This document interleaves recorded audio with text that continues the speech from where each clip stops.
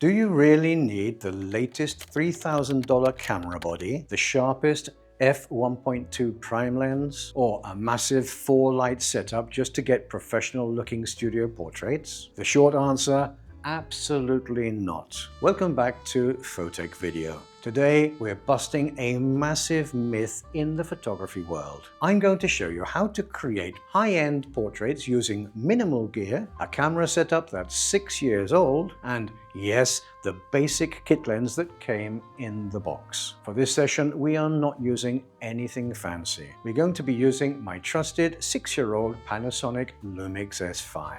And mounted on it is the humble 20 to 60mm f3.5 to f5.6 kit lens. Our light source, just one affordable 200-watt flash, the NEEWER Q2. Now, let me ask you a question. When you think of studio photography, what immediately comes to your mind? For a long time, I did the typical commercial studio work. Family photos, communions, weddings. And you know what the setup was. 100% illumination. Completely uniform, flat lighting. No dimension, no moods, no shadows. Every single day, the flashes stayed in the same marked position on the studio floor because I was terrified to move them. To me, that isn't the type of studio photography that I like. I have to admit it, I didn't enjoy it at all. And I completely lost my photography mojo for a good number of years. For me, that was just like taking a big bucket of light and throwing it at the subjects. It costs more to have that lighting set up, and it leaves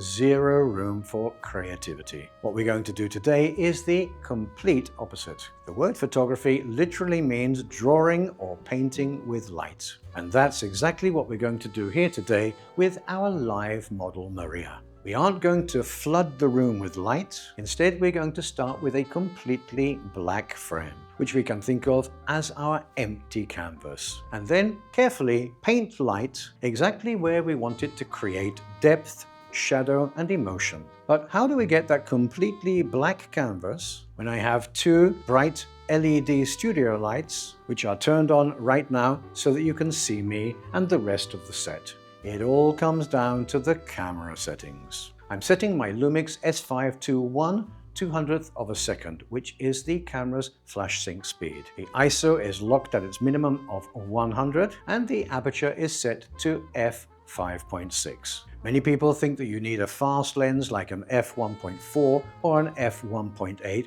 for studio photography. But think about it for a moment. If we're trying to kill the ambient light and close down the background, and we're going to shoot at f5.6, why do we need a wide aperture? At f5.6 or f6.3, we completely underexpose the ambient light. Watch this. If I take a shot now with the flash turned off, boom, a completely perfectly black canvas to be able to start our light painting. So, as I said before, here with me today in the studio is the lovely Maria, who's going to be our model for today. Hi Maria, how are you? Good, thank you. Thanks very much for coming today. Good to be here. Thank you. So Maria is going to pose for us to be able to demonstrate how this single light setup and a few different light modifiers is going to create some amazing portraits. So Maria is now in position here in the studio, and I'm using my NEEWER 200-watt flash with a strip box and also with a 40-degree grid. I want to control the spill of light as much as possible. I want the background. You can see that Maria is very close to the background, but I want to make that background as dark as possible without moving her too far out. So I'm controlling the light so that it's just hitting the back of her head and all the rest of the light is going across her one side. So we're going to have one side more illuminated and the other side will be less. What we're looking to get is light in both eyes, and let's see if we can also get a little Rembrandt triangle on the far side.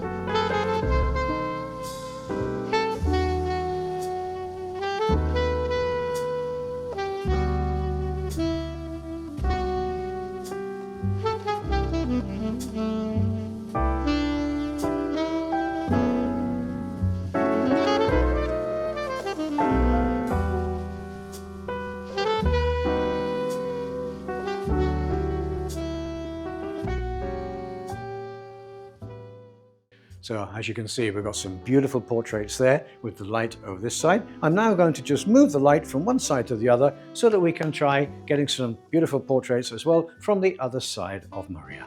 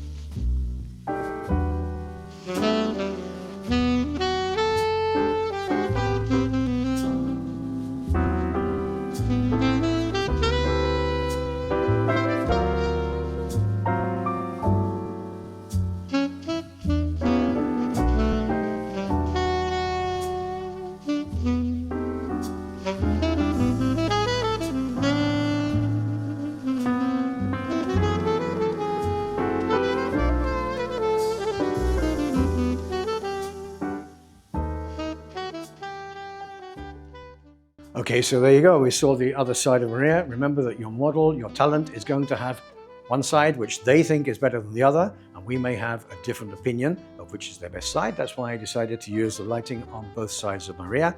You'll see that I moved the strip box out a little bit so that we could illuminate Maria's face at the same time as she moved around towards the other direction. Now what we're going to do is we're going to substitute the modifier, which is the light box on the grid, and we're going to put a 7-inch reflector with a small diffuser, a white diffuser sock over the front.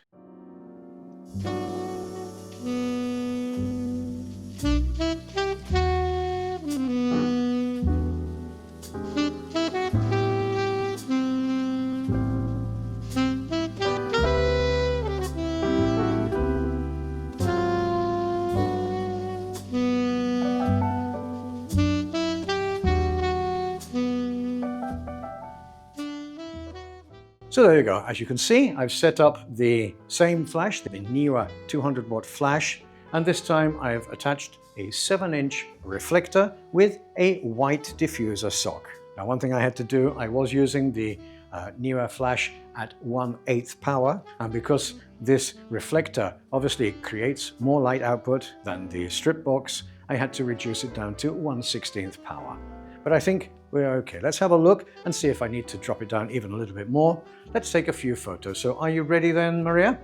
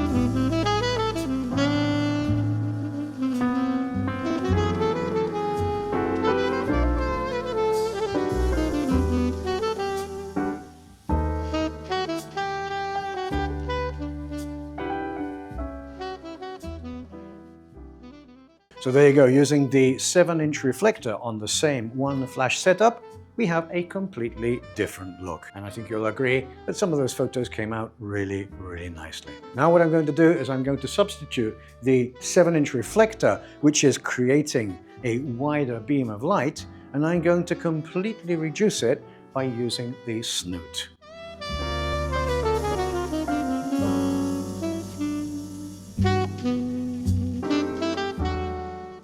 So I've substituted the 7-inch reflector with the white diffuser sock for a cheap snoot.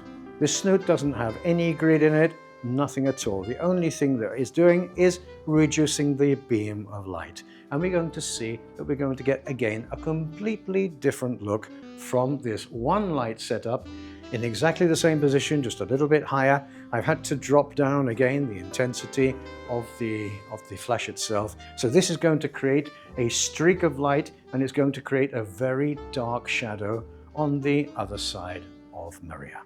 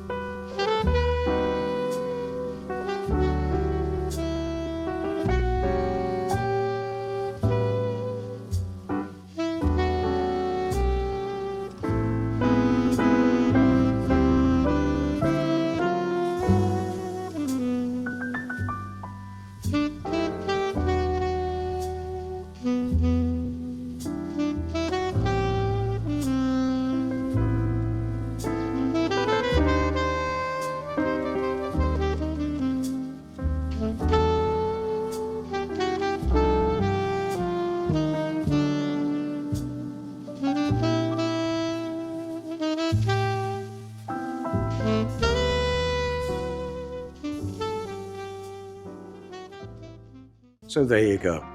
By using that snoot, which the only thing it's doing is concentrating the beam, what you can see is that we've concentrated the light onto Maria's hair and onto her face, and most of the rest of her body is not very correctly exposed or not very well illuminated, but that's the idea of the portrait.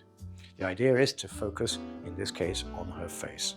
So there you've seen 3 different setups. One which was with the strip box, where we had control of exactly where the light was falling. The second one using the 7-inch reflector with a white diffuser sock, which created a wider beam but was a softer light than the snoot. And then we used the snoot, and the only thing we did with the snoot was not use any attachments inside, so no grid or any color or anything, just white light in a streak, creating that lighting effect at the top and creating a beautiful background with that black shadow and making it all very dramatic. So let's take a look at those straight out of camera images. No Photoshop, no Lightroom, no retouching, no color grading. And most importantly, remember that this session was done with one light, one flash, a 200-watt flash, which you can pick up secondhand for a good price, several different light modifiers, my Panasonic Lumix S5, which is 6 years old, and the 20 to 60mm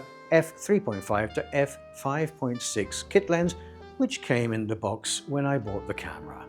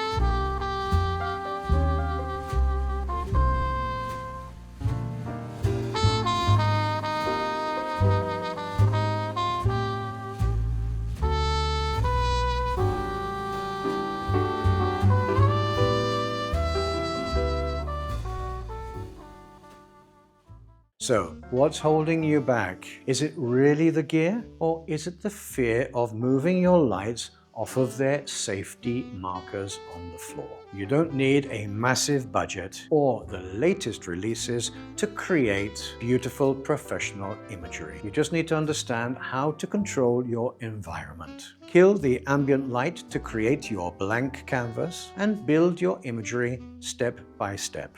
If you've enjoyed this video, hit that subscribe button, leave a comment letting me know which was your favorite light modifier, and go out there and start painting with your light. You'll find affiliate links to gear used in the making of this video in the description section down below. If you do purchase something through one of my affiliate links, the price to you will be the same, and I will receive a small commission which will help me to continue creating content for you here on my channel. So all that remains for me to do is say thank you so much, Maria. Thank you so much.